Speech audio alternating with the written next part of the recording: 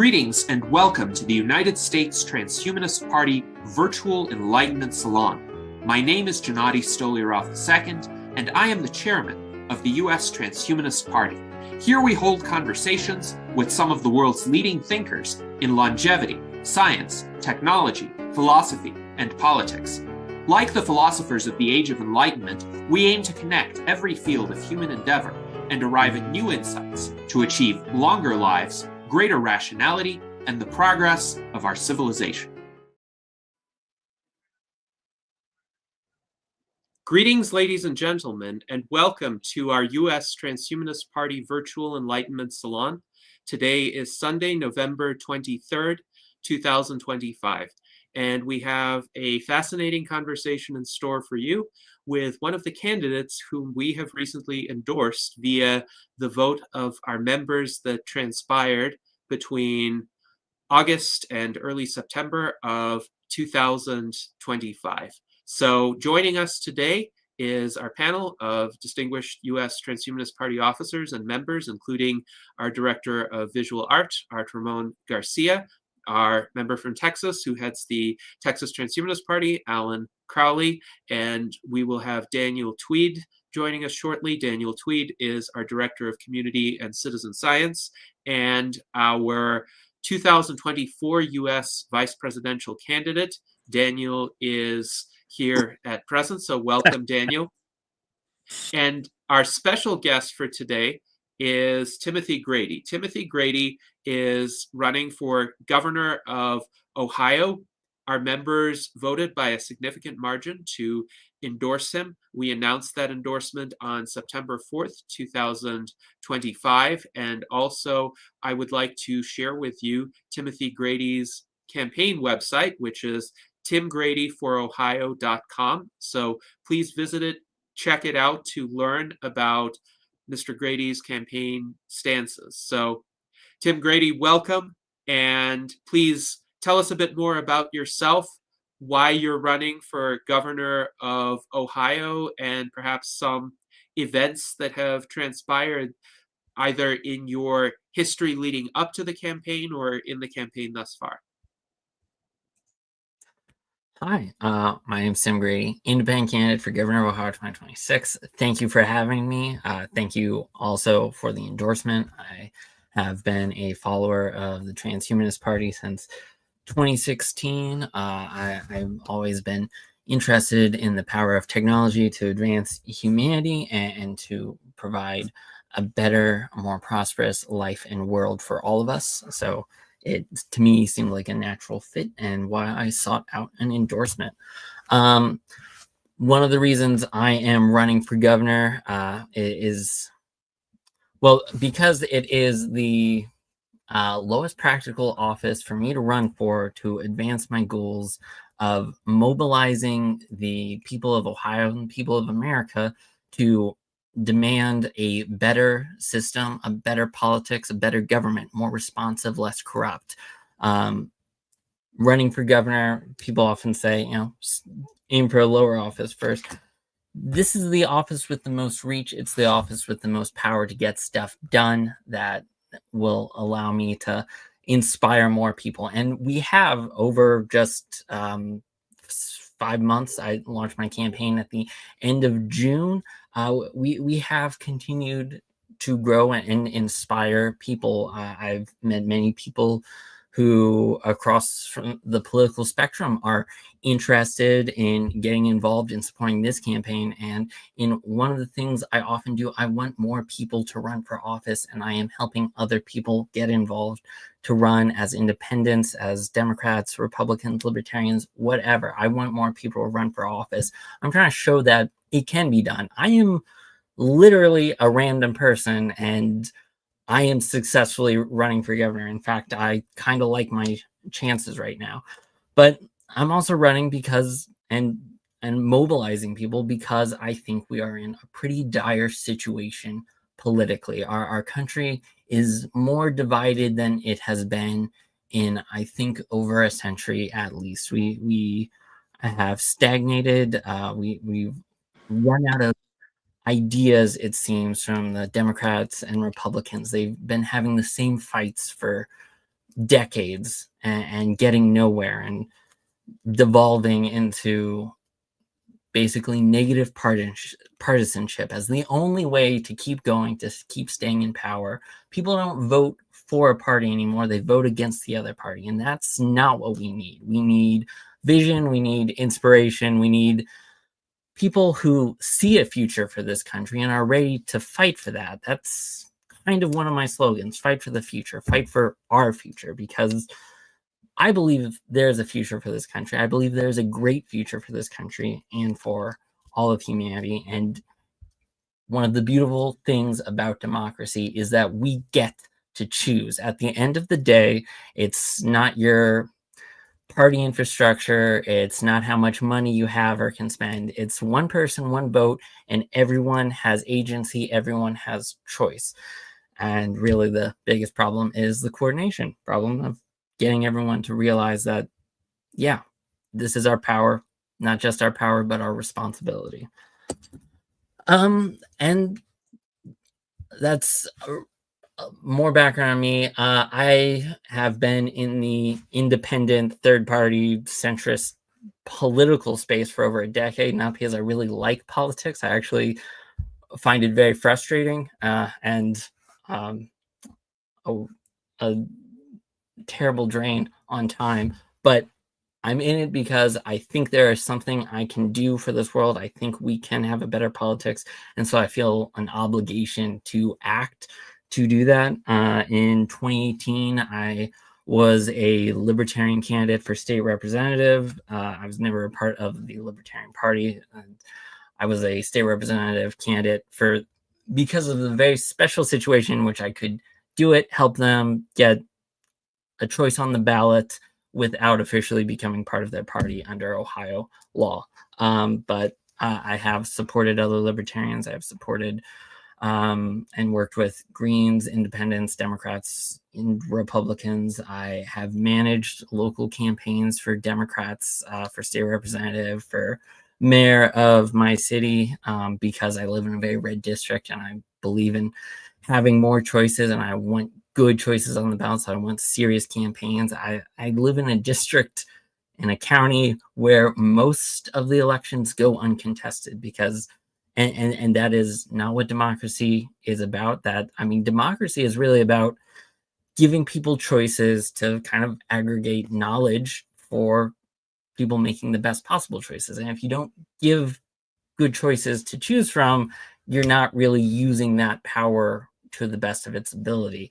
And throughout most of the country, throughout Ohio especially, we're not a two-party system. We're a one-party system divided geographically. All of Ohio statewide is an extremely Republican area, but we are also so gerrymandered that there are places where it's only Democrats are on the ballot, only Democrats can run, or only Republicans can win. Some counties, some cities are entirely Democrat controlled. Anywhere you go, it's really one party, and that breeds corruption, it breeds a lack of accountability, and it does not make for a competitive free market of ideas, which is what we need. I joined the Forward Party at the end of 2022.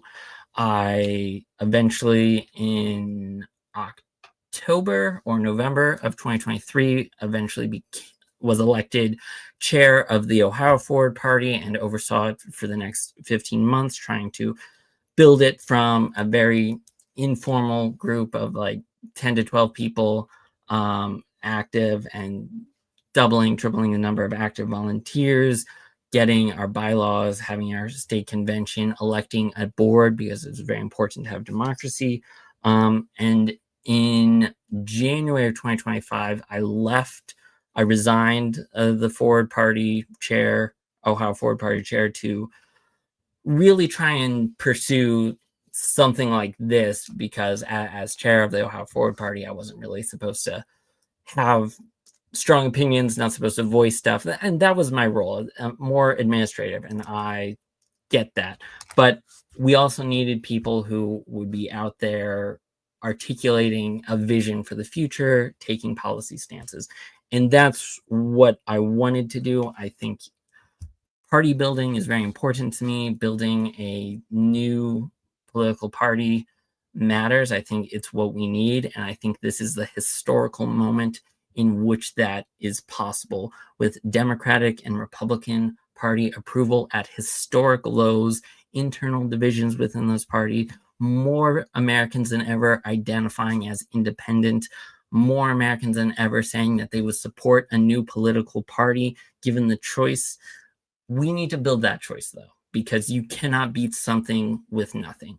So that's what I'm out here for, to unite people around a common vision and to build the infrastructure and mobilize the people to get that done. As I said, I launched my campaign in late June. It has gone much better than I could have ever expected. Though still obviously like to be going a little faster. I was endorsed by the Transhumanist Party and the Pirate Party, who you are in alliance with, the All Hands Coalition, which All hands for a free future. Yes. future, that's it. And I love that. And I think your party, Pirate Party, other parties generally are coalescing around this idea, which is no longer represented by in the Democratic or Republican parties, of basically freedom, classical liberalism, one might say, but also a commitment to technology, to the future, to caring about the future, to caring about future generations and the world that we're building just as much as the present, and also understanding that solving problems means actually looking at the data, looking at technology, trying to engineer better solutions, not just limit ourselves to fund this, defund that, tax this, don't tax that. It's more holistic, more recognizing the power of humanity to overcome and what we have overcome. It's more optimistic. It is more focused on what we can do, what we can be, rather than what divides us. To be an independent candidate, I must collect 5,000 signatures, valid signatures, by May 4th. We've collected over 1,100 so far. Now, heading into winter, we'll probably shift our collection focus. Really, the plan is to collect a ton in March and April as we build up our volunteer capacity. We've had dozens and dozens of volunteer signups. It's just a lot of them are political neophytes, because we are attracting new people who haven't gotten involved in politics before because they don't feel represented. And we have to train them how to canvass, how to be comfortable canvassing, how to talk about candidates, how to talk about ideas. So we're building up that campaign infrastructure. We're getting the message out there. We've gotten news stories published nationally in AP, locally, Spectrum One, all of our local news, at Ohio News. We are building coalitions with other candidates. Ideally, I want more independents, but I am working with the Libertarians, I am not officially working with the Libertarian Party. I want to be clear that they have their own gubernatorial candidate eventually, and they need to get 3% of the vote to win. And I want them to get 3% to be able to maintain their party status. But I am working with libertarians on an individual basis, Democrats on an individual basis, Republicans on an individual basis, to build a broad coalition that supports change, supports reform, because that's what we need. We need more choices. And I think there's something else I wanted to highlight, but I think I will call it, that's me in a nutshell. Yeah. All right. Thank you very much for that overview. And there will be a few other questions that I will ask that may bring out the point you wanted to highlight. First of all, I would like to bring attention to some of our viewer comments. So Siba Chamuza, our foreign ambassador from Togo, writes, "I'm proud to see candidates who carry the transhumanist ideal offering a progressive alternative to traditional and outdated visions. He also writes, without left-right polarization, political actors could make decisions without fearing labels and focus more on effectiveness rather than fitting into predefined categories. And this is one of our favorite areas of emphasis from your campaign, moving beyond left and right and restoring political competition, providing people some alternatives beyond this duopoly that dominates American politics today. And along the same lines, Alan Crowley writes, more people running for office, right on. And Daniel Tweed writes, standing for office is cool.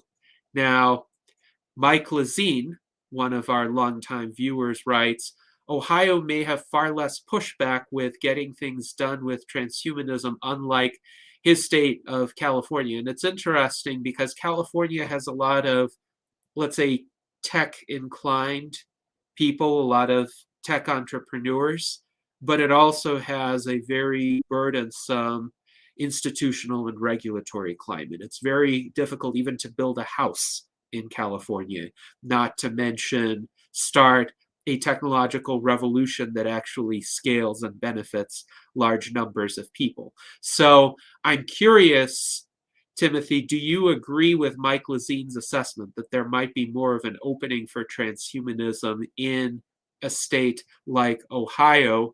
And it's interesting because Daniel Tweed also characterizes Ohio as quintessentially Americana. So there's something about the state that is emblematic of the American spirit. And part of the American spirit, of course, is innovation. It's self-determination. It's being willing to take matters into one's own hands if the institutional climate isn't working out. So tell us a bit more about the situation in Ohio today and what you hope to achieve for it. You mentioned the prospects of a renaissance of sorts in Ohio. So tell us more about that. Yeah. Okay. So I love Ohio. I'm a lifelong Ohioan, and I really enjoy its history. And I mean, I'm not even that focused on federal national politics, and I just really focus on Ohio because I think it is a place of so much potential and so much history, but has fallen behind because of mismanagement and has been overlooked and ignored for far too long. I will say I would also love to probably talk about moving beyond left and right sometime in a future question, but I will focus on Ohio. Yeah, Ohio is quintessentially, to me, Americana. I mean, we are an extremely diverse state in terms of our culture, industry, cities. We are one of the most urbanized states in the union. People don't think of it that way, but we are. We just don't have like one big city like Chicago or New York City, but we have tons of small and medium-sized cities, and these are the cities that I think are the most overlooked. But also we have Cleveland, Columbus, Cincinnati, and they are all like very distinct styles of city. Cleveland has a very bit of an East Coast aspect to it. Columbus is a very Midwestern city. They still call it a cow town, even though it is becoming our center of finance and growth and technology. And Cincinnati has very southern United States city style and vibes. We also have the Appalachian foothills. We have our Midwest flat farmland in the Northwest. Toledo is the city of glass. We are an amazing state with a lot of potential. And down in Dayton, we have Wright-Patterson Air Force Base. We have a history of way too many astronauts being from Ohio, an unfair amount of astronauts, in fact, that NASA basically has an article half apologizing for it. So we have the Glenn NASA Center. We have the Cleveland Clinic, which is a world leader in health care, medicine, bioscience technologies. Toledo is a leader in glass materials technology, as well as Akron. And We used to make all the tires in the world, so we're still a materials science center. Toledo has the largest solar panel manufacturer in North America. Cincinnati exists. Sorry, Cincinnati, not to be rude. No, they have lots of stuff. They have lots of businesses, materials, research. Columbus is more of a center of finance, but with OSU, it's advancing technology and research hubs as well. For some reason, we are subsidizing Intel to build a chip factory there. We think we can be a Silicon heartland thing that is badly managed and probably not going to happen because of incompetence and the chip boom bust cycle. But yeah, I think Ohio has all of the potential to lead the world in technology and innovation. And I actually think because of our many small and medium-sized cities distributed throughout the state, as well as having the cutting edge in a lot of industries, we're actually better prepared for the 21st century economy, which is more decentralized, focused on smaller, medium-sized businesses, not the big factory world anymore. And then having all of those cities, all of those industries being well connected. And one of the things we've done well under previous administrations is build up our public university and community college system to the point that almost everyone lives within 10 to 20 miles of a community college or a university in Ohio, which allows us to, what I hope to do, quickly scale up our investments in innovation, in skills, in pure research, put more money into these things so we can help foster new industries, new economies. So whether Ohio is more open to transhumanist ideals than California, it's hard to exactly imagine. I think what we are eventually going to be more open to is innovation, is investment in the future, is change, because, and this gets us to what I like to call the Rust Belt Renaissance, because we have kind of suffered so much over the last 50 years, because we have been falling apart, we have been in a state of decay, in a state of hollowing out. So many of our communities have suffered from deindustrialization and got worse in the Great Recession. So many of our cities were dependent on one or two factories, and those shut down, and it's just been slow or rapid decay of increases in violence and crime and opioid overdoses and death of despair and people moving out. People have been leaving Ohio, and it's not great. But historically, where there have been bursts of innovation, renaissances, which literally means rebirth, it's after periods of great hardship, great suffering, because I don't know, people come away with more determination, more understanding that change cannot just be a bad thing because change is so desperately needed, that they are willing to take risks, willing to do more, willing to work harder because they've seen how bad it can be and they know it can only get better. And that's what we want to do.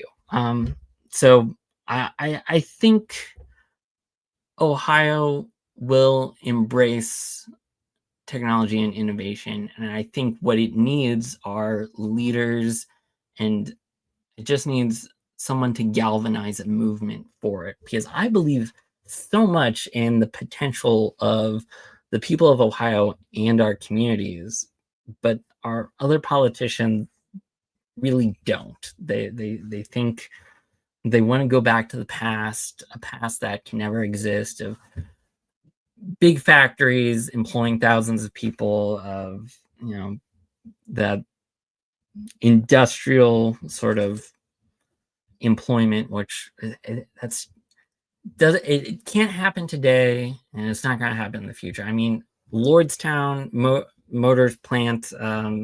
GM closed its plant there, and all of our big heavyweight politicians, from our senators all the way up to Donald Trump, were making promises that they're going to save this plant. They're going to save this car manufacturer. They're going to find someone else to move in. And 7 years later, no, they didn't. They failed. They couldn't, because not even the most powerful politicians in America can defy economic reality. And it's happened again. A paper plant closed in Chillicothe, and all of our politicians were like, we're going to save this plant. Nope, didn't happen, because they can't. You have to look to the future. You have to understand that the economy is changing, that technology is fundamentally shifting things, and we can't go backward. We can only go forward. We can only fight for a future. We can't long for a past that never even really existed. So Ohioans are ready to embrace that. They know that our establishment politicians, politics as usual, doesn't work and is not going to work. And I think that's why I am well positioned to not just ignite a movement, but actually win this election, because one of the things, Ohio has always been kind of viewed as a purple state, because sometimes we vote Democrat, sometimes we vote Republican in presidential elections. Really, we've always been pretty Republican for the last 30 plus years. Our state government has almost entirely been controlled by Republicans. We are a pretty one-party state. Democrats have no chance.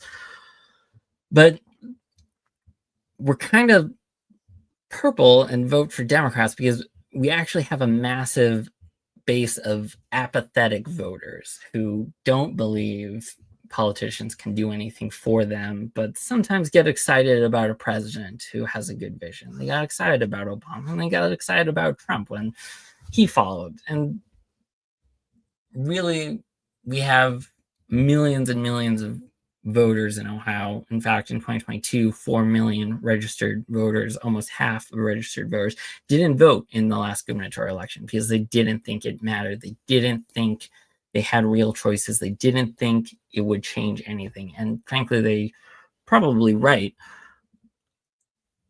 We can mobilize these people. We can give them hope. We can give them choice. And all that you need is a good, solid vision of the future, and understanding that the world can change for the better, that technology and improvement can work for them, that change doesn't mean someone else is worse off. You can grow the pie for everyone. And I think people have been afraid of that for a long time, that any more change could mean that they end up even worse off. But that's not how the world works. The world works when we all improve, we all benefit. Any improvement means we're all better off. We are more prosperous. And people need to see that we can do that. We can grow the pie for everyone. And yeah, I think, yes, Ohio is quintessentially American. And Ohio has a very long history of innovation, of leading industry, of leading America in flight and space, in manufacturing and trains and everything. And I want to reclaim that history, but also look to the future. Yes, thank you very much for that answer. And to add to that, our friend John H. More Life Please writes, he thinks more U.S. presidents have come from Ohio than any other state. Also, Neil Armstrong. And Siba Chamuza writes, people must choose between the traditional outdated vision, so what you mentioned about the politicians trying to bring back the plants that have closed, the results of which are evident, and the progressive vision based on the advanced means of our civilization to restore full dignity to humankind. So thank you very much for those comments. Mike Lazine writes, Tim is right on the money with what he is saying, and I am so loving Tim. I hope he wins. So thank you, Mike, for those comments. And now, since you wanted to discuss more about moving beyond left and right and the importance of that, I would be happy to hear you talk about that. Daniel Tweed writes, the biggest majority is the disenfranchised. And it seems to me the people today who are frustrated with both left-wing and right-wing politics are the disenfranchised, because they often can't find a lot of candidates who would represent them, and you're working to change that. So please talk about that to a greater extent. Yeah, I'd love to. I just want to add, yeah, we are tied for the most presidents. We can claim the most presidents. However, a little fact about that is 50% of them died in office. So eight Ohioans became president. 4 of them died in office. So it's really, I sometimes when Ohioans run for president, I'm like, yeah, you're really putting your life on the line there. That's a 50% chance of dying there. Another lovely fun fact about Ohio. But yeah, I am very much focused on trying to bring our politics beyond left and right. I'm not saying a politics that will be without division, but hopefully a politics that can focus on new things to argue over, better things to argue about. Because left versus right has really fallen apart too. We're basically making up problems to be mad at each other for, and it's not getting anything done. My background is in economics. I have an undergraduate degree in economics, which I went into because I originally started in computer engineering, but I read a book called The Origin of Wealth by Eric Beinhocker, which is about complexity economics. And I got really excited. I thought, okay, this is the future of economics. There's about to be a paradigm shift revolution in economic theory, and I want to be part of that. And when I got into my degree program and I actually talked to my professors and said, hey, have you heard of any of this? And I'm like, no. So that revolution, okay, something it looks like I have to go make happen myself. But complexity economics draws on complexity sciences and works of like the Santa Fe Institute, which I really enjoy. I'm not the best at this stuff because I'm probably not bad, but less interested in math than I should be to be really good at this stuff. But it starts to shift looking at economics and a lot of classical economics, and I don't want to oversimplify or create a straw man here, but a lot of classical and neoclassical economics originates in mid to late 1800s theories where we were mostly pilfering from the physics of the day. And the physics of the 1800s, while good for the time, not exactly how you would try and describe the world, and definitely not how you would try and describe the complex interactions of society and economy in the present world. So complexity economics tries to move away from that and moves toward looking at an economic system or society as an evolutionary, dynamic, evolving, ecosystem, a complex ecosystem.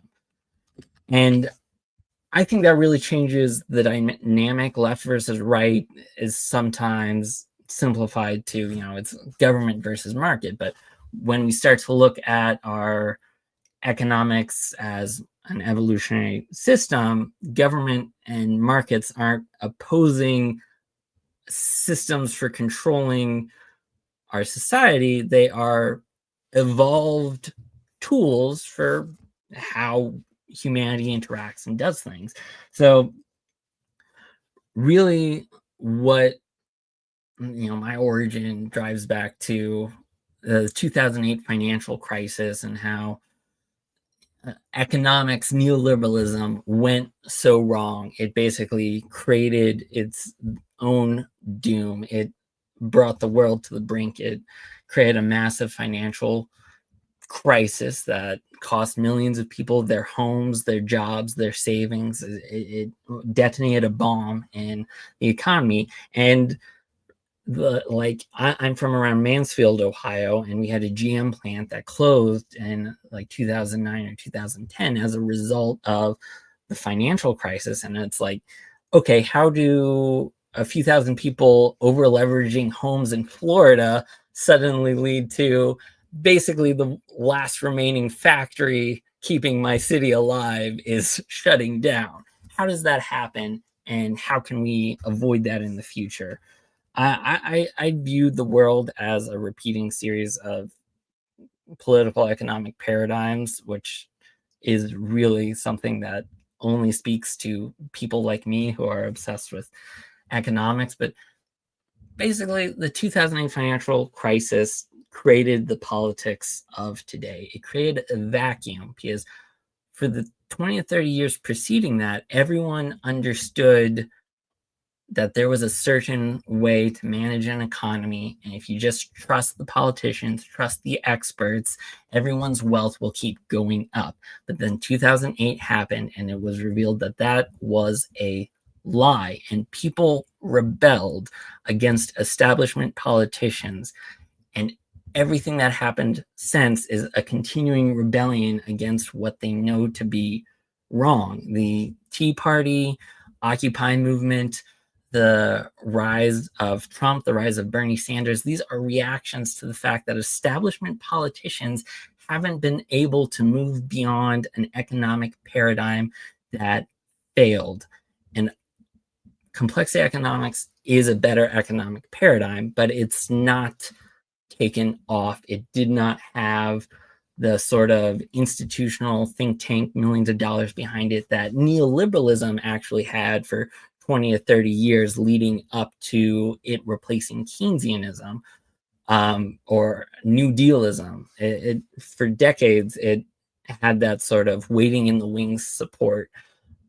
And when stagflation happened in the 70s, that was its moment to swoop in and say, here's an alternative that's deregulate, that's focus on supply side solutions, let's cut taxes, and that will make things better. And it was a good reaction to the overregulation of Keynesianism. I don't think it's the best reaction, but it was a solution to something. But you can't beat something with nothing. And when the 2008 financial crisis, people grab for the things that are nearest at hand, and there wasn't an alternative. And you know what they say, never let a good crisis go to waste. Well, we let a good crisis go to waste because we weren't ready. And so people turned to the nearest things at hand, and that was the extremes. That was radicalism of the left and right, which, you know, actually has been tried and failed, but people forget over time,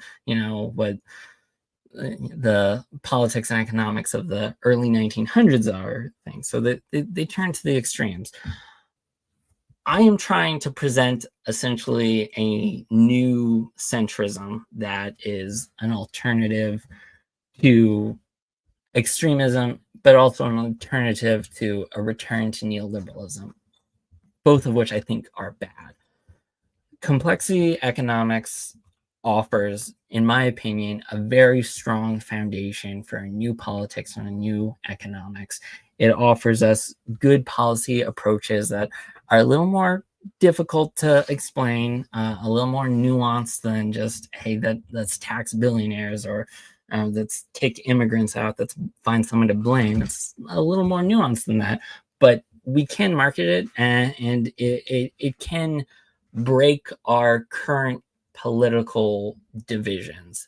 Basically, Americans have become so entrenched in their worldview, so geographically divided, that they have built two perfectly unbreakable tribes that will war with each other till the end of time if nothing else changes. But my goal is to come here and shake up the board, introduce new ideas, new ways of thinking that can get through the partisan barriers people have built around them, because it's a new idea. And when they hear a new idea, they haven't been taught how to reject it. So when you get a new idea, people stop and think, and they start to think, okay, maybe that is something. Maybe I am open to something new. And the idea is, with complexity economics, which we really probably shouldn't, I need a new a better name, more marketable name for whatever philosophy, ideology this is. Radical centrism is a maybe, but whatever it takes to get people to start thinking about that, we can start reshuffling the board so that suddenly the people you hate are on your side, and the people that you're on the same side with before are suddenly you're not so in line with, and you start to reduce the partisanship, reduce the sectarianism, because it's no longer as clean cut as we made it. Suddenly, your neighbors or your weird uncle aren't so different from you, and you start rethinking, hey, maybe they're a human being. And so that is really one of the things that drives me politically, this idea that with new ideas, with a new way of looking at the world, we can jettison left, right, and then jettison the partisan divisions that have allowed us to become so hateful, so tribalist, so othering of others, and start thinking for ourselves. Divisions will still exist. There will be, division within complexity economics, because it's not, no one has all the solutions to everything, no matter how well developed or how informed you are. That's just reality. I am also fundamentally a pluralist in that I believe no one knows everything, so we gotta be open to new ideas and change. But I think just every 40 to 80 years, you need this sort of reset. You need to bring in a new idea, a new paradigm that establishes. And over time, everything sows the seeds of its own destruction. 40, 60 years from now, we're going to know a lot more. We're going to have new theories, and complexity, if it rises to dominate now, 40 to 60 years from now, its contradictions will build up to the point where people will say it's time for a new idea, and that will be washed away too. Nothing is permanent. That's just the way of the world. But you're not fighting an existential war between two ideas. That's not reality. Our ideas have always continued to evolve, and they don't trace between two definite left versus right lines. That's not real. That's not the real way. That's not real science. That's not real social change. That's not real policy. It's not, there are two options, choose. It's, the world is complex. Let's muddle through and keep looking for new things. So I am fiercely independent, because I know that if I identified as a Republican, if I identified as a Democrat, even if I was still pushing complexity economics, then even if one party accepted that, which I don't think would ever happen, but even if they did, then the other party would just reject it out of hand. You have to be able to reach people, and you can do that by being something they haven't learned to hate yet. And so there is, I don't know, 5D chess and why I'm doing what I'm doing and how. But yeah, I think a genuinely new approach, genuinely new ideas can sort of end the left versus right divide. And you can call it post-partisan, you can call it radical centrism, you can call it whatever you want. But what it is this idea that neoliberalism doesn't work. The ideologies of the left and right, MAGAism, whatever that is, or socialism, those don't work either. So let's try and find something that does, that is focused on the best cutting edge research of our time, and try and figure out where we actually differ on that. Yes, thank you very much for your answer. And Daniel Tweed writes, Timothy gets it. He also writes that the things we can agree on and make progress on are far more important than past divisions. He thinks that progress usually comes from the center, but Alan writes, no, progress comes from highly motivated minorities that are willing to goad the rest of the country to action. But I think some of us who want to move beyond left and right are in a minority right now. We are seeking to inspire people who have natural sympathies with us, but who wouldn't take those steps on their own. They might just resign themselves to falling on one or the other side of the left-right dichotomy. And that's why for the Transhumanist Party, it has been very important not to align ourselves with either the left or the right, because the moment you do that, you start playing the duopolies game. And sometimes I've had to resist a great deal of pressure to not make such alignments, but I think that is ultimately the path to long-term success. And your campaign, Timothy, is an example of that. Now, I do want to ask you more about complexity economics. Here is, again, the link to the book by Eric D. Beinhocker, The Origin of Wealth, the radical remaking of economics and what it means for business and society. So I myself had economics as one of my 3 majors. I even had a peer-reviewed paper published on Austrian economics in the Quarterly Journal of Austrian Economics. I'm curious to hear you more explain to a greater extent about complexity economics and what key ideas distinguish it from other schools of thought. For instance, how would you compare and contrast it to Austrian economics or monetarism or Keynesianism or even, say, Marxism, since there are still a few people who adhere to that school of thought? How does complexity economics relate to each of these other schools? Where does it agree? Where does it disagree with them? Yeah. A quick note to the earlier, does change come from the center? Does it come from small minorities? It's both. I describe myself as a radical centrist because I'm not I'm not a moderate. I strongly believe in what I think, and I'm going to fight like hell to see it get done. Yeah, I'll probably compromise where needed because that's normal, but I believe in something. I'm part of a small group that believes in it, and I'm going to try and convince more people to believe in it. And the power of our democracy is such that just getting out there and doing things can have a massive impact, especially when you're offering something a little bit different, because it resonates and it grows and it expands so quickly. New ideas kind of can travel faster than just the same old thing. Like I can get way more mileage out of just sharing a new idea free on the internet than the Democrats and Republicans will get spending $1 billion on ads hitting the same points they've been hitting for decades.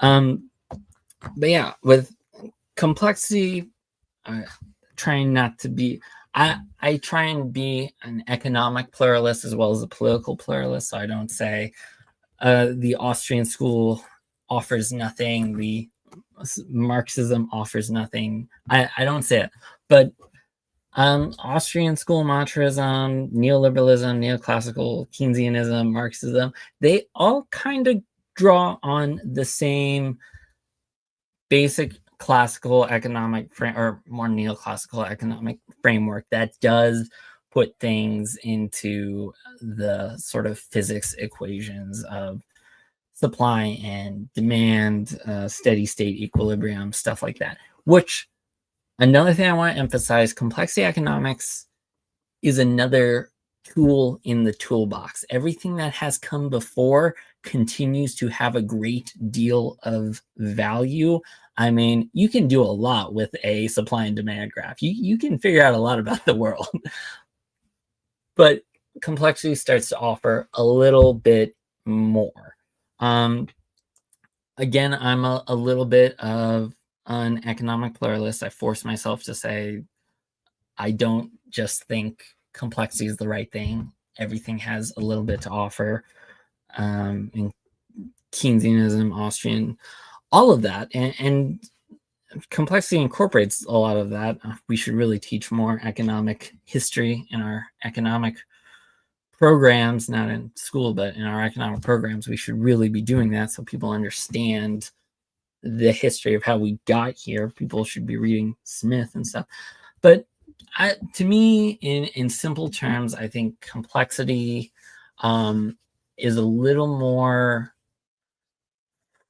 freedom focused than other schools of thought. It understands humanity, humans as information processors, and it has a lot of respect for spontaneous order or the invisible hand, which I'd like to take this moment to say that Adam Smith said the invisible hand like one time, and it wasn't really talking about what people say it was talking about, but it's still, the concept it's trying to convey is also still quite good, of spontaneous order, of the idea that lots of people acting in pursuit of their own interests or just in their own way will result in something that was unplanned but is beneficial to all.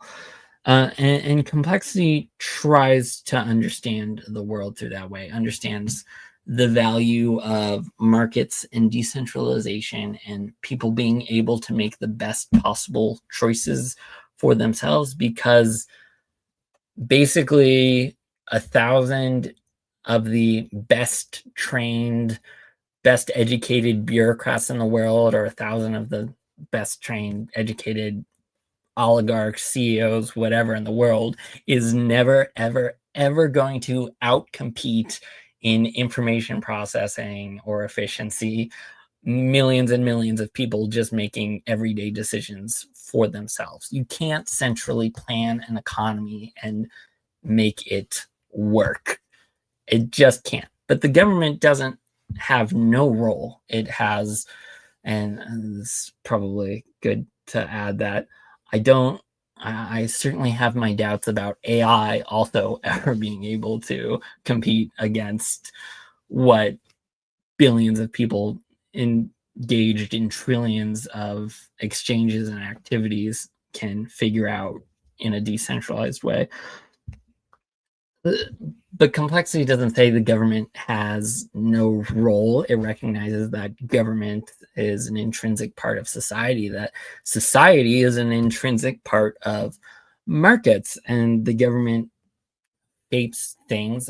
When we intervene, we should be thinking in those terms. How are we shaping the market? How are we crafting incentives? And that is a lot of how modern economic policy thinks. How are we creating incentives or disincentives? But it needs to take a step further and understand, we don't have homo economicus. We don't have the perfect rationalizing agents. We have people who satisfice. We have people who operate by rules of thumb. We have people who also, their opinions and their tastes change based off of other people, based off of government, based off of society. So really, policymaking has to be a perpetual process, because what we found from regulating the financial sector is that the financial sector is going to innovate around any regulations, and sometimes for the best, sometimes for much, much worse. Sometimes you try and regulate them and they create a new financial asset that can somehow destroy the entire global financial system overnight. So you have to be adaptive, essentially. When it comes to the intersection of policy and complexity, it gives a lot more weight to the experimental approach to policymaking, of the idea that we try something, and then if it doesn't work, we try something else, we change it. How policymaking works now is everything is so gridlocked, so partisan. We put everything in the world into 1 or 2 big bills. We pass it with like a 2-vote margin, and then we never open it up again to make changes, because if we do, it all falls apart and it will never get passed. The Affordable Care Act is a good example of this, in that it was made with so many compromises and had so much pork just to get enough people on board.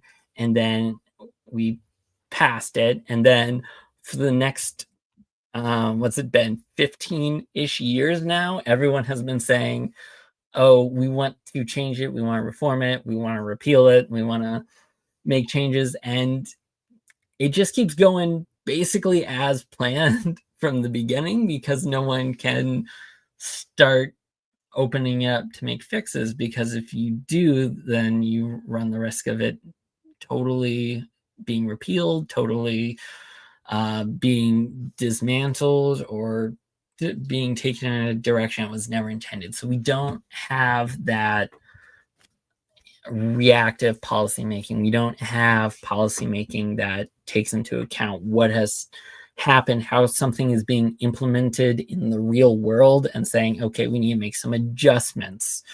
We don't have that. So policymaking, markets, it's all information, inputs and outputs. And if you don't take in new inputs on how things are actually working, then you're flying blind. So, and it's not even like complexity can solve that, because that is a partisan issue. It's really, this is why I am in politics and not just like pursuing your career in academic economics. Is because actually solving the problems means building political power around new ideas, building political consensus to make something happen. But back to kind of how economics or complexity policymaking functions intersects, it does take a preference to doing things at the lowest practical level, decentralizing, giving more power to local governments, local actors to implement things. And it does support trying things at small scales, having small scale rollouts of multiple possible policy solutions, seeing what works and what doesn't, shutting down the things that don't work, and then trying to just scale up the things that do, or try them in a new place with tweaks that matter to the specific history, the specific geography, specific demographics of the place. It's not one size fits all solutions. It's not top down outlooks on how the world works. I mean, if you try and look at the economy from the federal level, then it's just, okay, GDP is going up or unemployment is going up or down. But when you dig down and you say, okay, well, let's look at a place like Mansfield, Ohio, it's actually always historically like 2 or 3% higher in unemployment. Its GDP is always growth way lower than nationally. And if you're only looking at national statistics and taking national policy, it doesn't solve it. So if you want to solve a problem like a small Rust Belt post-industrial city is suffering, then big national programs that say, okay, we're going to, I don't know, give everyone healthcare. I mean, it helps the people, but it doesn't solve the underlying problem in that community. And so you need to give direct grant funding, in my opinion, to that city to give it the power to help itself, help solve its own problems. Because a city that is rapidly deindustrializing, depopulating, it can't tax itself out of collapse. That's just going to make it less desirable. So it does need outside inputs. And that's becomes what the role of the state government or the federal government is. It's more about collecting and distributing money, setting standards, and kind of collecting, centralizing information and analyzing that and giving that information in a usable format to communities. So it's not as fun or exciting as confidently saying, oh, I'm going to impose tariffs and America will reindustrialize, or I'm going to tax billionaires and somehow that will make everyone more equal or more equitably miserable, perhaps. No, it's a little more complex. It's a little more, okay, we have to solve everything at the local level. We have to get people involved in solving their own problems, because that's how it's going to work. We get even the most powerful, well-managed government in the world cannot get anything done meaningfully if it doesn't have the support and the shared vision of basically everyone else in the society, which is, again, another reason why I am in politics, because I believe very strongly in the power of campaigns. I think democracy is our American heritage, where other countries have whatever national identity is a little more religious identity or something. America has, because it is a nation of immigrants, of many ideas, of constant movement and immigration, so you don't even have those like family ties. You can be in the same country but thousands of miles apart. What has united us as a country is our ideals, not our institutions as such, not our traditions. It's our ideals, it's democracy, it's the idea that we organize ourselves by saying, let's talk this out and set a vision. So I run for office because I understand from a complexity viewpoint that it's not just what the government sets the rules, or it's not just how corporations act, it's how the people are going to act and react. And you have to care about culture, you have to care about the networks that exist between people, between businesses, between government. You have to care about the networks, you have to care about the people, and you have to care about what they think. So running a campaign is, it's one of the glorious times where you can go to someone's door, knock on their door and say, hey, can I tell you about what I think of the world for like 20 minutes? And they'll be like, yeah, okay. Otherwise, if you're not running for office, if you're not running a campaign and you do that, they're like, please leave me alone forever. But in a campaign, people are open to hearing new ideas. And I think Trump, I think Bernie, I think I was a Yang Gang guy in 2020, still not a Democrat, but I was a Yang Gang guy.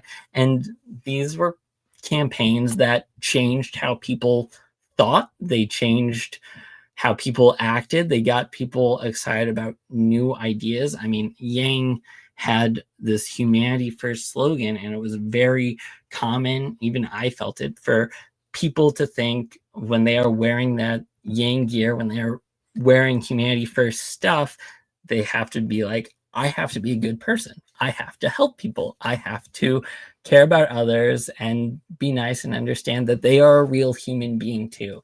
And I also did a lot of cool stuff and basically trying to coordinate, funding mutual aid stuff. But that's what you get to do with a campaign. And that's what I'm trying to do with my campaign. It's as much about winning and gaining power as it is about spreading the ideas, spreading the idea of complexity, of looking at the world from a more nuanced perspective. And also, if you go to my website, like the three core ideals are integrity, freedom, and improvement. Improvement is like our national improvement, but it's also very much in the vein of John Quincy Adams and Henry Clay, national Republicans. They believed in national improvement, but they believed in self-improvement as part of that the responsibility of people in a republic and in a democracy and of a free people is to better themselves, to improve themselves, to care and do more for yourself, your community, your neighbors, be a good citizen. And that if we actually want to solve any problem in this country, it's not having the best ideas in government. It's inspiring the most people to do the most good, to try and reach for better, to try and do better, be better. And so that's kind of why my focus in government is not say I'm going to solve problems. No, it's I'm going to give you the tools to solve problems. I want to invest in our research and training things in our universities or community colleges. I want to provide capital so people can start small micro businesses and try and scale them up. I want to give people the tools they need to live the best lives that they can have. But I also need to inspire them to want to do that, because you can have the most generous education programs in the world, but if people are doing it not because they believe that they can be a better person, but because they think it's just the thing to do or a simple way out, it's not going to work. And this is one of the things that is kind of changing in our universities, I think, with AI over the next decade. Like, our culture has to change when it comes to what a university degree means, because for so long it's a signaling device. It means you could get through college. It doesn't mean you learned anything. It just proves that you were good enough to get through it. But because AI makes it possible to write a paper, to solve math problems, and get away with not actually learning things, the value of that piece of paper suddenly drops to nothing. So it has to be, you're going to college because you want to learn. Like, you have to want it now. We have to change our culture in that way. So I realized that somewhere at the beginning of this long rant was the question of, what is complexity? How is it different? But it recognizes the importance of culture, the importance of networks and people, and it understands that we don't really have surefire ways of making something happen. So we have to explore, we have to experiment, and we have to get outside the government versus market notion. And we have to get a little dirtier, a little more complex with how we try and solve things. We have to try and actually change people's minds. And again, not a clean cut solution, not exactly the stuff people want to hear. Oh, you have to go convince people to care about the world, and also you have to care about it yourself, and you have to care about yourself. Not exactly the thing that resonates, but that's the truth, and that's what America has always been. We used to be a nation of tinkerers, essentially. The 1800s was a revolution of lots of small improvements in technology, because people spent their time inspired by the cool mechanics of the day and saying, I could probably make something a little bit better. Let me go tinker with something. And that's probably the future of our economy. It's not huge corporations, it's not huge factories employing tons of people. We have to start shifting ourselves to that decentralized small business entrepreneurs, micro businesses world. And also, maybe it doesn't mean employment how we thought it was, of you get a job and you do that 40 hours a week and that's enough, and people demand that much labor out of everyone. I mean, the future is going to be a lot of those jobs automated away. So we need to, and again, this is getting bigger and bigger picture, but we need to start thinking about what happens when we don't have that much demand for labor, or when there isn't that reliable career path, and you have to start making something for yourself. That gets much harder, and the social contracts start dissipating. I am obviously a UBI guy. I am a universal basic income is a necessary future, not just the future. It's probably what we need right now. It's probably what we should have started 10 years ago, because, and UBI aligns very well with a complexity framework, with a market framework, because It's basically guaranteeing that everyone has market power and the ability to make decisions for themselves, which is what markets are very good at and rely on, having good informed people who are not just price takers, who are not just slaves to a monopoly. It's people having choice, people being able to say, I'm going to buy this because I want it and it's what's best for me, and I actually have the money to do it, and I'm not going to settle for the lesser value good, the lesser alternative. I'm going for what is best for me, and that sends good price signals. So UBI, it works beautifully with complexity economics and a market framework. And it's going to start unlocking our ability to solve problems. And I'm going to stop myself now, just see if anything you want to dig into more in all of that, or a different question. Absolutely. Well, thank you for that response. And you made many excellent points there. Daniel Tweed responds, we need to become more comfortable with complexity, and there are definitely aspects of complexity economics that invite us to become more comfortable with it. Before we delve into complexity economics a bit more, Alan Crowley, thank you very much for your generous contribution to this enterprise. He writes, no central economy, and I think we definitely need something other than central economic planning to get us through this transitional period in our history and in our civilization.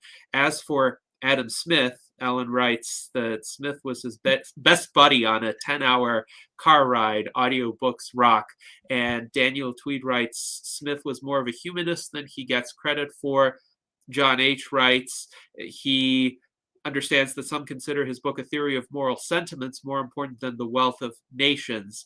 Well, John, actually, I have read both of those books. So I read The Wealth of Nations from cover to cover in college, my second year of college. It's actually back there on the bookshelf behind me. But I read The Theory of Moral Sentiments even earlier when I was a freshman in high school. And the way to access it back then was to find a free version online. I think Project Gutenberg had a free version.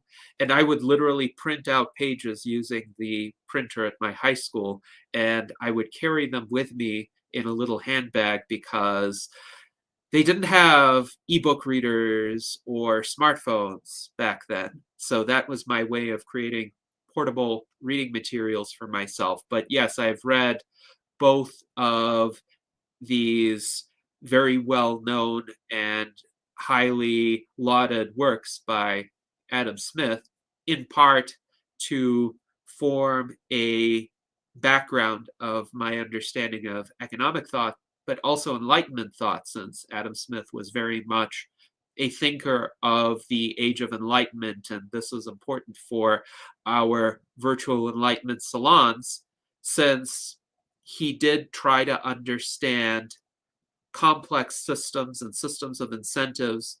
And as you pointed out, Timothy, the invisible hand is a metaphor for spontaneous order, which is a concept that later economic thinkers like Friedrich Hayek elaborated upon.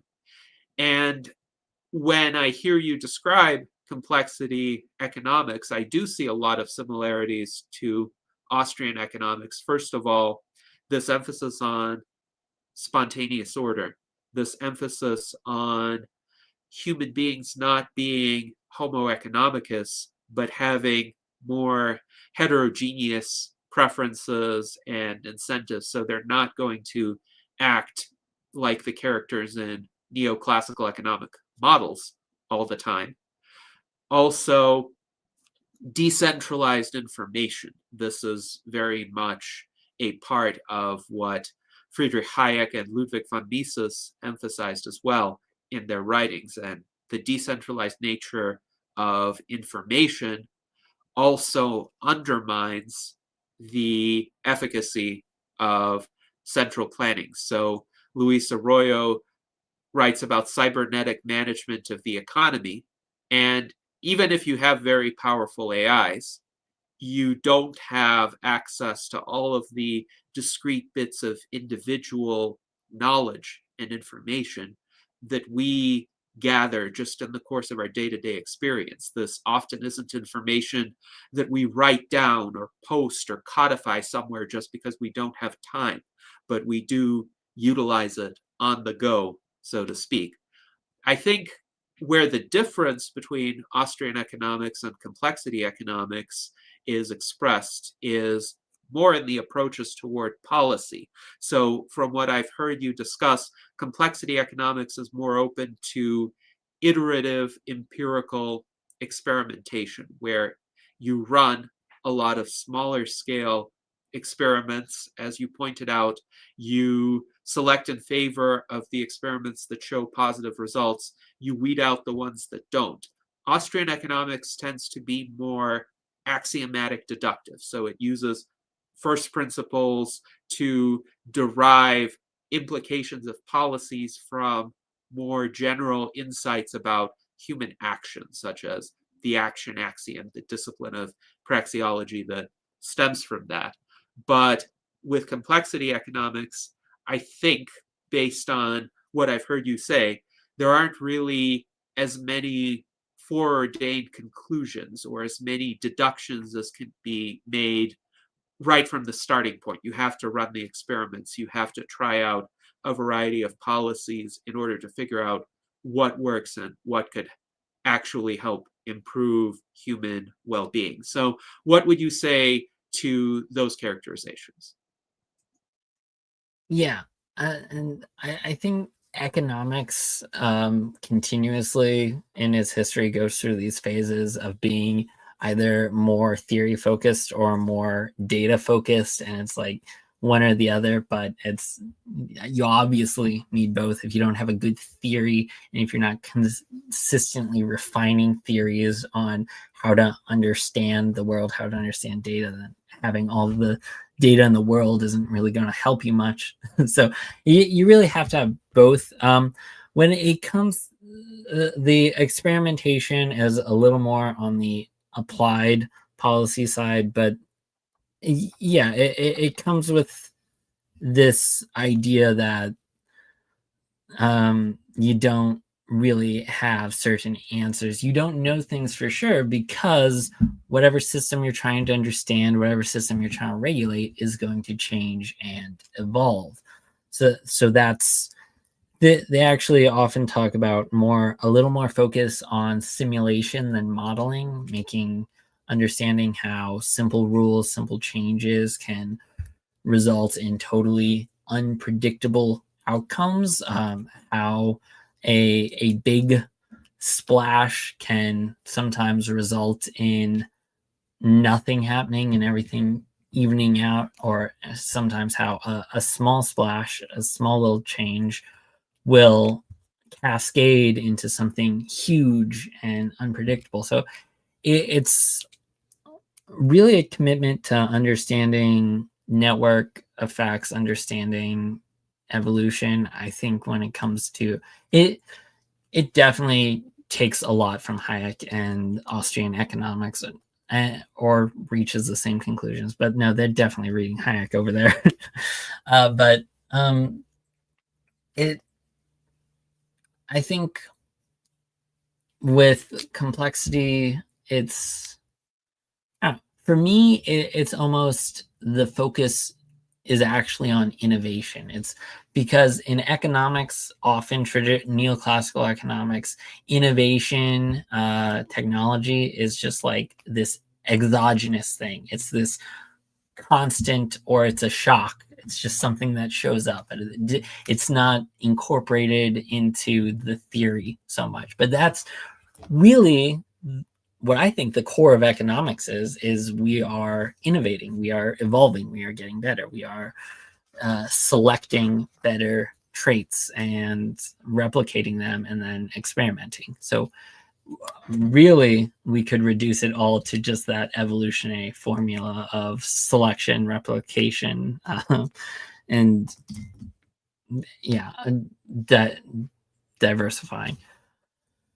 But so And really good economics, economic theory, academic economics in the future should be way more open to teaching and understanding different schools of economic thought, of being economically pluralist, of recognizing that everything has a lot to offer, that it should not be dominated by one school of thought. That's how you find yourself at a dead end down a blind alley and with nothing else to turn to.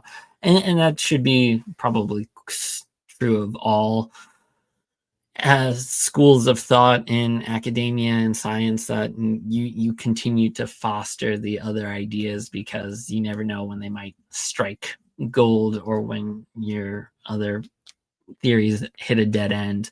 So yeah, I think it draws a lot on that, but it one problem for me is that there have not been the think tanks, there have not been a lot of policymakers who are out there trying to adapt the theories and lessons of complexity to actual policy. Where does it actually apply? And that is the task I set for myself. So I'm kind of currently just navigating, flying blind, trying to take ideas and turn them into actual policy, which, and then the even extra step, not just turning them into policy, but then turning them into politics, into sound bites, into things I can quickly explain to someone else that they're like, okay, that's a good idea.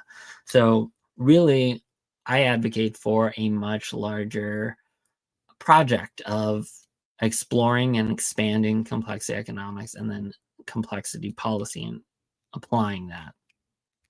Yes, thank you very much for that response. And indeed, this exploration of economics as part of determining what good policy would be is a breath of fresh air in contemporary politics. So many politicians operate just on the basis of slogans, or just on the basis of party allegiance, or really tribal allegiance to the red tribe or the blue tribe. But we really need to explore more sophisticated ideas and systems of thought in order to really implement solutions that work. And I would also like to note there's a bit of a bidding war. So John H. contributed $5.01 through the super chats, and Daniel Tweed contributed $5.02. Do we hear $5.03? Well, we shall see. But thank you very much to John and Daniel, as well as to Alan once again. Now, I also wanted to note that Luis Arroyo referenced the work of Paul Cockshott, who is a Scottish economist who worked on ideas for implementing a planned economy through computers, and Luis posited his work as the answer to whether a planned economy can take into consideration real-time input. Here's a link to his Wikipedia entry. I have not read him, so I can't opine on his work. I will say, though, I'm skeptical just because of the immense complexity of human interactions and experiences, and how real-time that input is going to be. Sometimes when I go to a store, I don't know what I'm going to buy. I may have some general idea of my preferences, but I have to see the goods in question before I actually make a decision.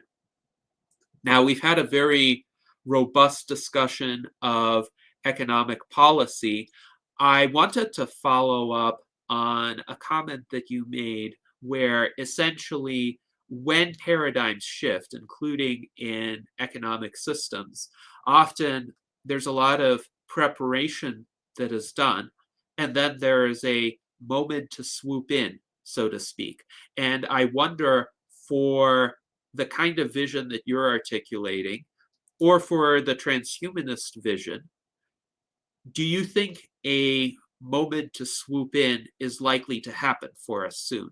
And if so, how is it likely to manifest itself? What would be some signs that now is our moment to swoop in and actually have a good chance of becoming the next paradigm in economics, politics, culture, all of the dimensions needed to really restore our civilization and take it to the next level. Yeah. Okay. So this is feeding into some of my more pseudoscientific theories and beliefs that I enjoy, like generational theory, Strauss-Howe generational theory, which is extremely pseudoscientific, but yeah, it feels right. It feels like they're onto something. Or 50-year violence cycle, or looking at party systems, fifth party system, we're in the sixth party system, switching into the seventh party system.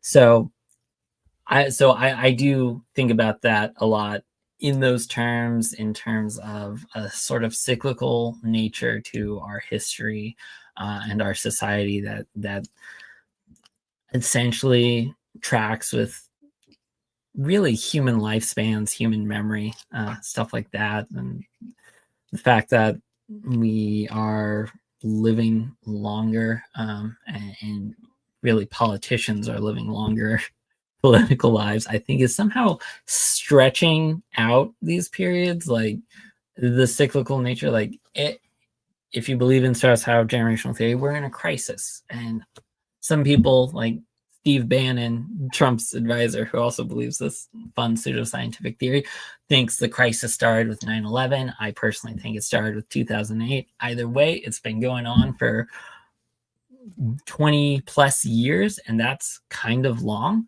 And it may be because people aren't dying.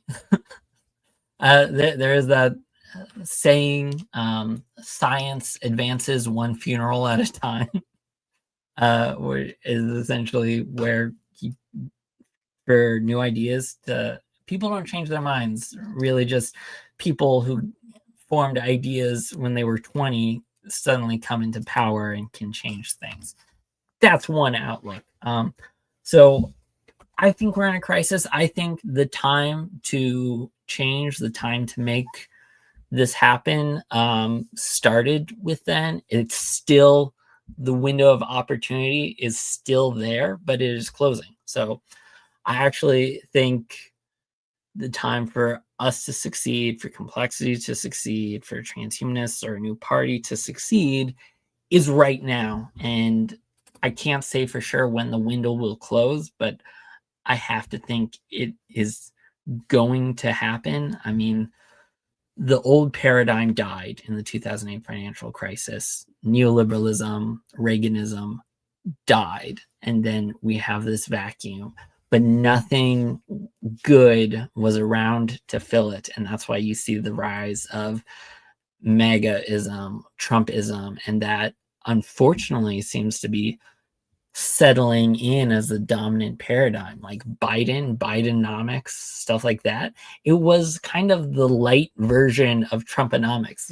We kept a lot of the tariffs. We made the state more powerful, invested more in industry and infrastructure, tried to pick and choose industries. So my whole thing is, my God, I don't want to live under the Trumpism paradigm for the next 40 years. And it is hard to see that as a stable paradigm, especially since it is a cult of personality. Who knows what happens after this? But it's also hard to imagine right now what happens in 2028, what happens in 2032 that can form a lasting political majority. Because one of the things that has characterized the last 16 years is that every 2 years we basically vote the other party out of office, and it just keeps switching back and forth because no one is happy with anything anyone is offering. No one is happy with the ideas being offered, and no one has the time, the political power to actually implement an agenda. So at some point, someone has to start winning, and winning big, and for a long time, like 6, 8 years of political power to implement a real agenda. Because Otherwise, you just keep going back and forth. You keep half starting things and you get nowhere. But it's hard to imagine, what does 2028 look like? Is it like JD Vance versus AOC or Gavin Newsom? And it's, you don't really see any of those people uniting the country for a long time. You don't see the outcome of that election as doing anything but convincing at least 25% of the population that all hope is lost and it's time to burn the system down. So, maybe there is someone, a white knight in the Democratic or Republican Party who is going to emerge, wipe away the old, and rally the country around something new. But right now, for me, it's hard to imagine. So that's one reason I still think we have a chance right now to defeat the Democrat and Republican system, to bring something better. Not just the chance, but the obligation to try and make that happen, because the alternative seems to be constant acceleration of decline, of decay, possibly even violence. And so we need something that can unite this country. And I don't think it comes out of the Democratic or Republican parties.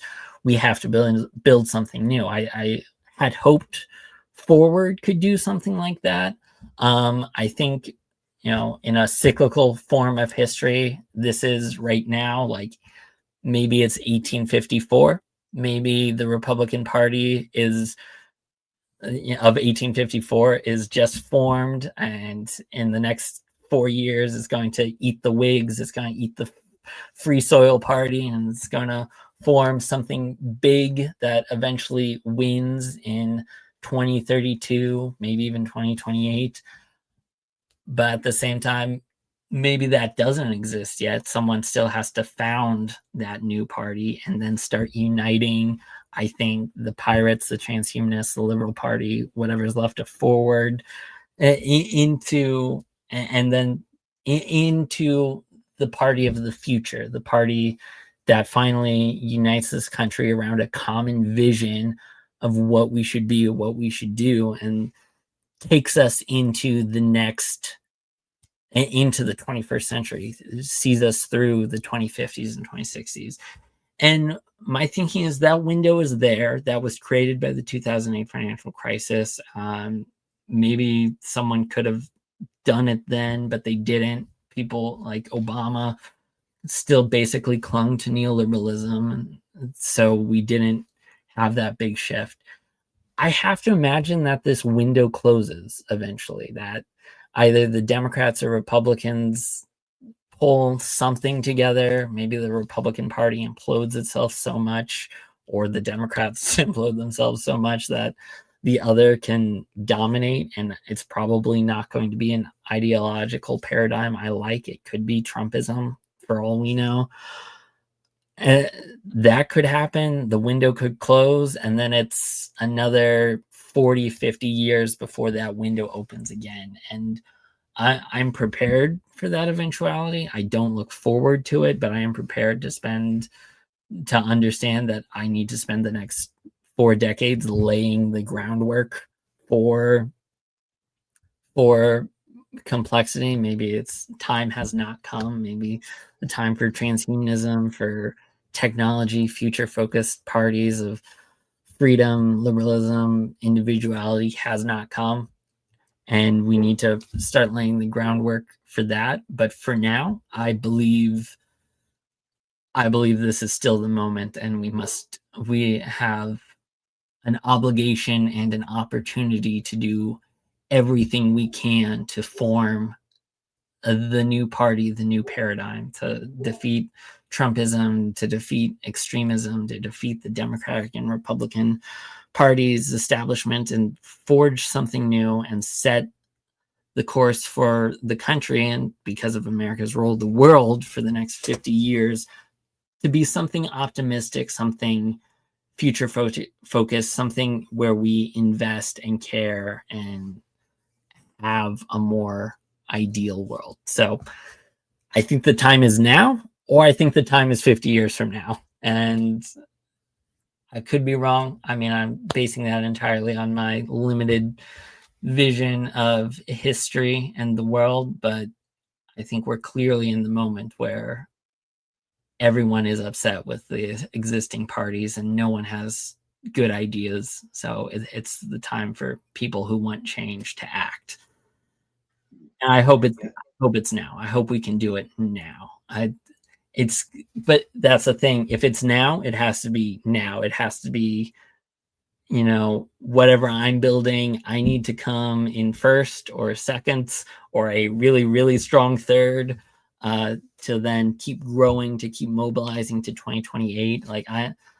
My plan is I'm building an apparatus to collect me 5,000 signatures and then maybe collect some other independents enough signatures to form a joint ticket. But then I want to transition that to, in Ohio, to get minor party status, you go collect 55,000 signatures and you get a political party. And I want to build that political party. And I am trying to work with other political parties like the Transhumanist Pirates, liberals that share, I think, a lot of commonality, and also independents. There are independents running for governor in Maine, Florida, Michigan. There's the Forward Party. There's No Labels offshoots. There's a lot of people. The groundwork is there. If this is the 1850s, we have the Know Nothings. We have which I guess I'm using as a positive. We have the Free Soil. We have Republicans. We have the Dying Whigs. Let's unite. Let's do this. Let's lead the country forward through the crisis into a grand new vision. Let's do it now. Yes, thank you very much, Timothy. And you've definitely injected some urgency into the situation with your answer, because you believe that we are nearing the tail end of this tumultuous period where a new paradigm really could take hold. And if we don't act quickly, perhaps another paradigm that we find less palatable, like MAGAism, might instead be the paradigm for the next few decades, which I definitely would not want to be the case. Now, one of my frustrations actually with Joe Biden's administration and many of his policies was that they seemed to perpetuate a lot of the elements of Trump's policies and Trumpism, the protectionism, the excessive crackdowns on immigration being just some examples, the unwillingness to consider technological solutions to a lot of the issues facing the country. And of course, the mudslinging that comes from both sides is not a paradigm that I would like to participate in. But to your point, we've observed this downward spiral in American politics over the past 2 decades, most certainly, where it seems every election season the rhetoric keeps deteriorating and there are more extreme provocations on each side. Political violence has become, unfortunately, a very real phenomenon. We had 2 assassination attempts during the last election cycle, and we have political assassinations happening this year, with the killing of Charlie Kirk being the most notable, but also legislators in Minnesota being assassinated. So this is political violence that can affect people of all persuasions, and it should be roundly condemned. And I hope that this more transpartisan approach, as I like to call it, that you've articulated, can help to diffuse some of these tensions and get people to focus on what can actually unite us, what can actually help all of us in terms of policy solutions. Now, I know that our time is advancing, and I wanted to make sure that Art Ramon could ask a question or fit in a comment. So, Art Ramon, please go ahead. Yes, I volunteered for Raul Grijalva years ago, and it was just 2 election cycles. He definitely had a machine of volunteers, and that's really important. After volunteering twice, I didn't do the canvassing, but I did more of the data entry from all the signatures they got. And he definitely had a well-oiled machine of volunteers, and it's a lot of hard work here in Arizona with the heat and everything. And now Adelita, his daughter, has basically inherited that machine and has now become congressman to replace him. So it's it's quite a machine of volunteers that you need, and I see that as being one of the biggest hurdles is having that volunteer machine of people to go out there. I mean, it's too bad we can't get robots to do it. Uh, that would be the technological solution. Get some robots to go out there and canvass neighborhoods, but it's not going to happen anytime soon. But what are your thoughts? I mean, how are you building your machine of canvassers? Yeah, I am. So I have worked in politics, but I have not worked in Democratic or Republican politics very directly. Certainly not with any establishment. So my experience is basically the shoestring campaign of no budget, just trying to get people inspired and building everything from scratch every single time. And that is unfortunately basically where I am now, but I have made a specialty of, okay, how do you create the most news? How do you get the most reach? How do you get the highest impact for your dollars spent? And I have a pretty good track record of that, but is it to win, I have to take it to a much higher scale. And I do believe that there is a path for me to win because my opponents are like historically weak candidates, and as well as the parties are historically disliked. But what I have over the last 4 months, I've recruited a good number of volunteers, again, a lot of political neophytes, and I set the priority as collecting signatures, and I'm happy that we've gotten 1,100 so far, but that's not the best rate in the world, and I would like to be doing a lot better. So what I am doing as we enter into winter, which is not the best canvassing period, is I am shifting my focus to the campaign infrastructure building, to coordinating volunteers, training them, getting them on board. But one of the things I recognize, I mean, I have to do everything better than my opponents to win. I have to out innovate them because I'm never going to outspend them, and I'm never going to have the political massive operations that they have from 2-century-old parties that have been building and building for years. So I have to outdo them every way I can.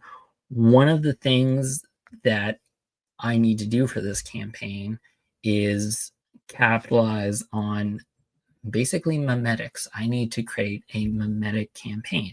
I need to firmly establish the ideas, the ideology behind my campaign such that anyone can get behind them and start sharing them. Because when I worked in the Forward Party, this was always my issue with them. They were anti-platform. They were anti kind of ideas. They were just, oh, we're about character. We're going to support candidates and let them make their own policy ideas. But that made it such that actual party building could only be done by direct contact with people who were in the party, because being part of the party meant you worked with the people in charge. It was very top down. Whereas being part of a movement means you believe in the same ideas, and anyone can do that. Anyone can believe and share an idea. Not everyone can have the phone number of the right person in the state party to reach the national party. So I believe in movement building. I believe in ideas, in driving this to begin with. So I intend to spend the next 3 months focused incredibly on that and getting my message out there and getting, because I believe I have a message that can resonate, and being an independent lets that message resonate more. In January and February, we are currently mapping out a basically town hall tour of the entire state, setting dates, going to most cities, most towns, most counties in Ohio, 2 or 3 a week or more. And we're gonna advertise and be happy to just get like 5 to 10 people at each of these events. And that for me is what one can best do. Give people the opportunity to hear, to learn, sign the petition, and then to volunteer, because I keep getting new signups, new volunteers every week. And just the more we can get that message out there, the more people who will come to us, and ideally more people with a little more experience to help get other people trained and to basically build a truly grassroots campaign.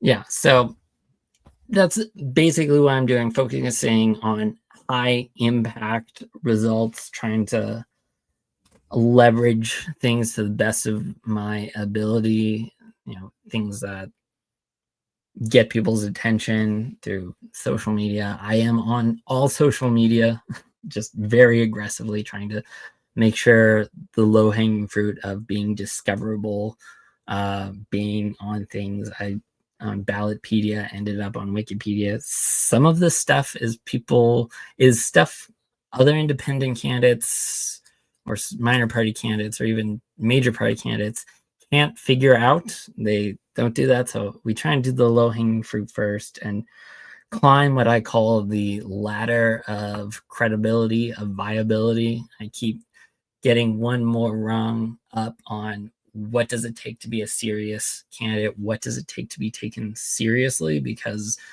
I mean, the first step was literally forming a campaign committee, doing the basic paperwork, which not everyone clears that hurdle, apparently. But then getting on Ballotpedia and then getting our first major news story about us, which I was extremely happy actually happened day one, just from my announcement. I thought I would be screaming into the void for a few months, but no, we got that, got a lieutenant governor, started getting campaign manager teams, just becoming more real, more credible, to the point that people have to,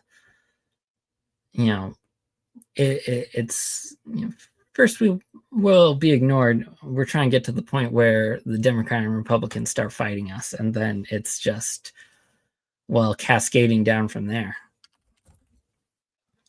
All right, Yes. thank you. Thanks for coming to the show.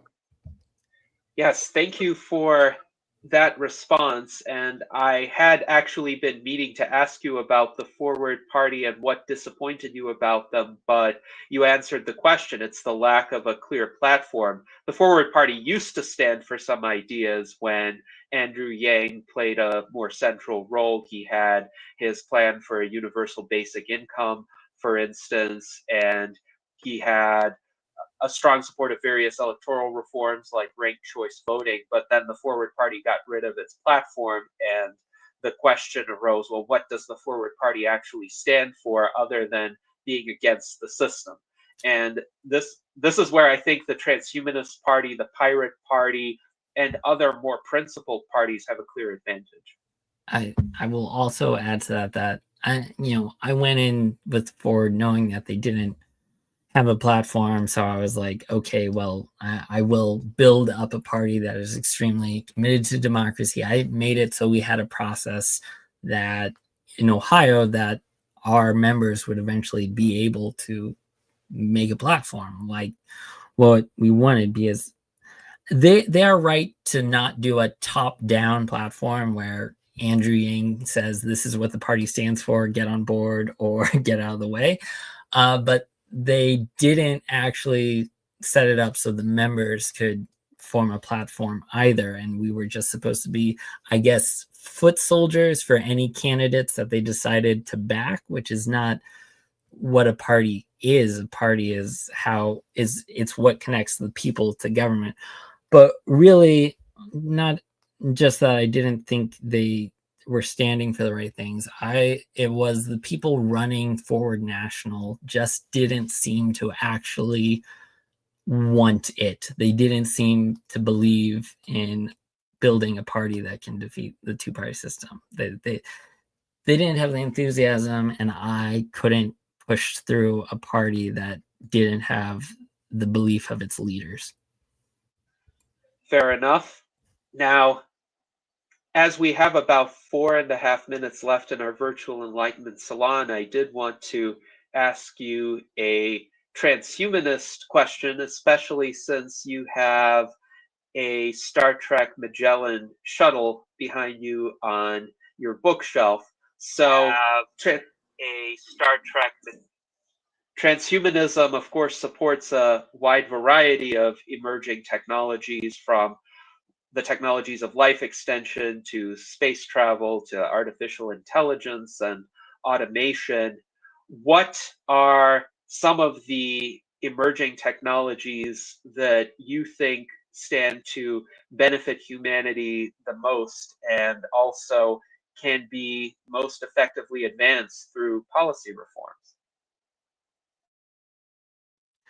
Yeah, so I actually believe most of our problems can be solved by technology. And in fact, technology that already exists or is near to existing. It's just the problem of getting that implemented, taking it to market, and getting market saturation, like, infinite energy. So I am very technology and innovation focused. I want things like, new nuclear energy, like GMOs, artificial wounds, farming that is efficient and uses resources better. So I think one thing that is an economic fallacy is the idea that labor saving is bad, that eliminating jobs is bad. Make work is not good. Automation has the potential to free humanity for a ton of things, especially in the manufacturing or data input management, stuff like that. Anytime we can automate a process, a repetitive human process that brings us no joy to do, is a good thing. And I want to support that and create the environment that is supportive of that, including getting the public to support it and making sure there are no losers, that automation doesn't mean mass starvation, mass unemployment, because it shouldn't. It should mean a world of abundance. So we need to start adjusting our policy now to what that means, start preparing people for a world of mass automation, have a UBI, have training, have skills to start very specific businesses, stuff like that. And to continue to compete in the world. I have always been an advocate of genetically engineered crops to advance food security, to advance food abundance, and the other cutting edge technologies. mRNA vaccines are amazing. I think we can cure so many diseases, like not just make them chronic. We can cure and prevent diseases, and we need to put so much more funding, so much more support into this, that infinitely better lives are just a few steps away, a few investments away, and we have to care, we have to invest, and we have to be open to that. So that's why my whole campaign is sort of the innovation industrial complex that is Ohio. Invest in our universities, invest in our peer research, and do everything we can to take technology from the lab to market, because that's real innovation. It's not just invention. You have to apply it and you have to spread it. Yes, thank you very much for that response, and of course, in your support for genetically modified organisms, mRNA vaccines, automation, and the beneficial effects of automation, not focusing on make work, focusing on elevating real human prosperity. We are very much aligned, and I am quite pleased that the Transhumanist Party has been able to endorse you in your campaign for Governor of Ohio, and thank you so much for joining us and outlining some of your key ideas and the theoretical thinking behind them. This has been a truly enlightening experience. I wish you all the best in your gubernatorial run. We will follow it with great interest. We will help spread awareness of it so that we can all live long and prosper.